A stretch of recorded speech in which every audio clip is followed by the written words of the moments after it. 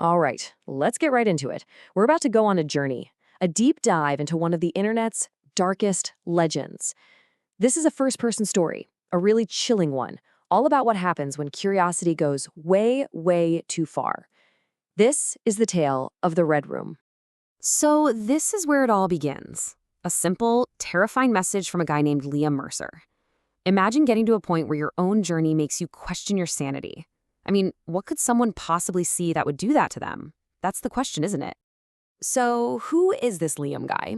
Well, he was a college student, but not your typical one. His whole world, it wasn't about parties or sports. Nope. His world was computers. He just had this insatiable need to see what was beyond the normal everyday internet. He wanted to peek into the shadows.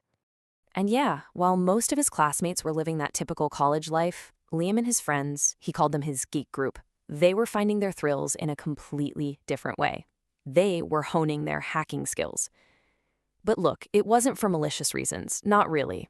It was more like an adventure, just to see if they could. It was all about the challenge. And this right here, this perfectly sums up his mindset. Liam felt totally invincible. You know the type, too smart, too skilled, to ever get caught, to ever become a target. Oh, but he couldn't have been more wrong. That old saying, there's always a bigger fish? Yeah, he was about to get a masterclass in that lesson the hard way. Okay, so this is it. This is the turning point. All that harmless exploration, it was about to cross a line, a huge line. A line that would take him from messing around with small-time websites straight into the jaws of the dark web. And where did it all start? Well, where else? A Reddit conspiracy forum, of course. He's just scrolling, stumbles upon this thread, and at first, he just blows it off. He figures it's just more clickbait, maybe some elaborate prank. Nothing to see here. But then, inside the thread, there was an image. And on that image was this text. They smiled when they died. I mean, think about that line. It's so specific, so deeply unsettling, it just got under his skin. It completely hooked him. And just like that, his curiosity completely steamrolled his skepticism. He had to know what this was all about. So, being the techie he was, he noticed this weird blank space in the post. He thinks, that's odd. He inspects the page's code and bingo. He finds 2 hidden strings of text encoded in base 64. He decodes the first one, and it's a message. This is not a game. They are watching. Creepy, right? But then he decodes the second string. And there it is. The prize. A .onion link. A direct ticket to the dark web. Okay, so you can imagine his heart is just pounding in his chest. But he's not stupid. He takes every single precaution he can think of. He fires up the Tor browser, he uses a double-layered VPN to make sure he's anonymous, and then he pastes the link. This was it. The moment of truth. So the site loads, and it's stark. Just simple white text on a black background. But what really gets him is this list of rules. You had to agree to them to proceed. And that last one, there is no exit after acceptance. I mean, that's a giant flashing red flag, right? That should have been the moment he backed out. But he didn't. He clicked, I agree. The second he clicks agree, this message pops up, blinking, kind of like an old VHS tape. And then his browser just freezes. Solid. The back button does nothing. He can't close the tab. There was no escape. He was completely, utterly locked in. And then a video stream starts to play. It's grainy, low quality. The scene it shows is horrifyingly simple. Concrete walls, a single light bulb hanging down, an old wooden chair in the middle of the room, and playing in the background is this creepy, distorted nursery rhyme from the 50s.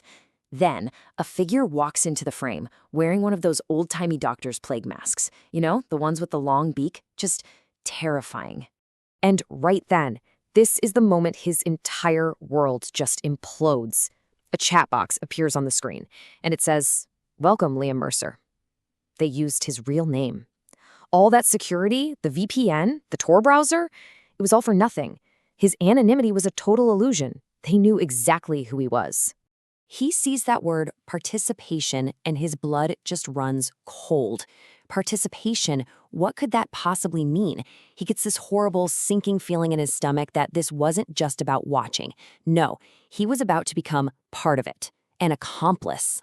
And then it happens. A poll appears on the screen. The viewers, all 11 of them, including him, are given 60 seconds to vote. Vote on what? On how to torture the victim who is now tied to that chair. The first winning vote was shock. Liam was just paralyzed, frozen. He watched that first act of torture happen, completely unable to move, couldn't even bring himself to close the window. Then the second round of voting started, and the viewers chose burn. That's when the horror finally broke through his shock. He just panicked, total panic.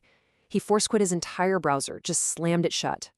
He thought he was out. He thought he'd escaped. In a complete frenzy, he physically unplugs his computer from the wall, rips out the hard drive, just trying to make it all go away, to pretend it never happened. But here's the thing. The nightmare was really only just beginning. So he formats his entire system, starts from scratch, but he's plagued by these awful nightmares. The real horror, though, that started about a week later. A junior at his college just casually walks up to him and asks about his visit to the Red Room. He finds out someone on Discord is talking about him, even posting his photo. And then, a few days after that, he gets an email, an invitation. Red Room will begin streaming in 2 hours. They had found him again. And that's when it all clicked. That's when he remembered the rule, the one he broke. There is no exit after your acceptance. He hadn't just watched, you see. He had accepted the terms. And by leaving, by force quitting, he had violated their code. He wasn't just a viewer anymore. Now, he was a potential target. He was absolutely, completely terrified. So he finally does the one thing he probably should have done from the very beginning. He sought help. He went to one of his professors, someone who actually had expertise in dark web tracking and ethical hacking. He showed him the email and just laid out the entire horrifying story. And the professor's advice was, well, it was extreme. This wasn't something you could fix by just deleting a social media account. No. He was told he had to become a digital ghost. And that meant physically burning his old computer, deleting every single account, erasing every footprint he'd ever left online, and basically disappearing from the grid altogether. But even after doing all that, after going to those extreme lengths, the mental damage was done. The psychological toll was just immense. He had to go to therapy. He became constantly paranoid, always looking over his shoulder. He ended up isolating himself from his friends, from his family. The fear just never really goes away. And that, right there, is why he's sharing this story. This whole thing, it's a desperate warning. It's a plea that comes directly from his own trauma. He's just trying to stop anyone else out there from making the same terrible mistake he did. So that leaves us with one final thought, doesn't it? Liam's story is this absolutely terrifying reminder that in the digital world, just like in the real one, some doors are meant to stay locked. They are unopened for a reason. And it really forces you to ask yourself, where do you draw that line? Where does curiosity end and pure recklessness begin?